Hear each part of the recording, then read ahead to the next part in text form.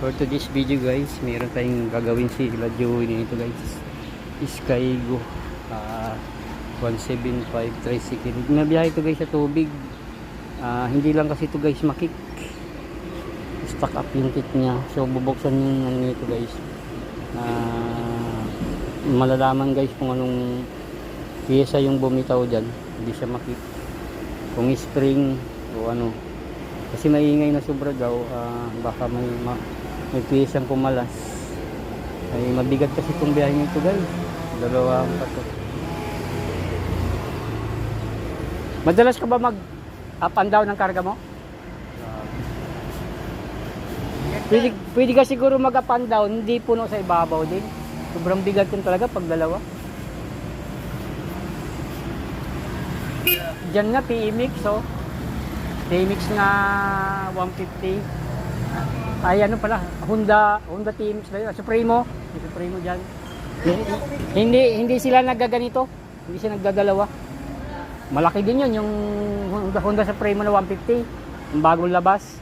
Hindi siya nagaganito kasi nga alam niya mabigat yung ano, tubig. Isang ganyan lang siya. Siya nagaganito. Pwede ka magaganito yung mga galon na siguro na ano lang. Mga kalahati lang din sa malaki. Sobrang bigat yan. So, napapanood ko ngayon dito. Customer din namin yun. Sa amin nagpapalit ng sticker. Grabe pag nagkarga dito. Ang hawak nila yung mga ano yan. Yung tuyo. Halos sila ito nagkumukuha sa tuyo araw-araw. Ang layo. Dito sila galing sa Mirasol. Yung water station na yun. Yung layo. Hawak nila yung tuyuan. Hindi kasi deliver namin. Yung kabila building kaya marami. Nakaka 200. Kaya lang grabe. Sipin mo yun, dami no? Aming deliver.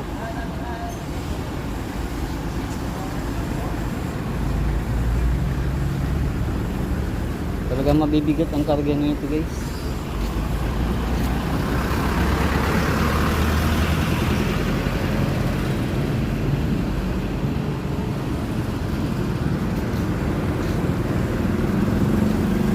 Double pa yung ano niya guys. Kaya pag ginaganto ng mabigat sa ibabaw, sobrang bigat talaga.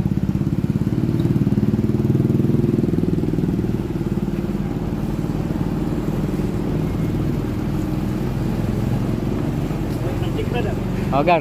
Ano yan? Hindi. Ano sira niyan? Ito lang. Palang gagawin. Bubuksan ang gilid, hindi makik. Maingay.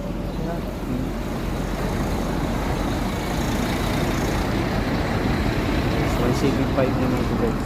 Na Wizard Skygo.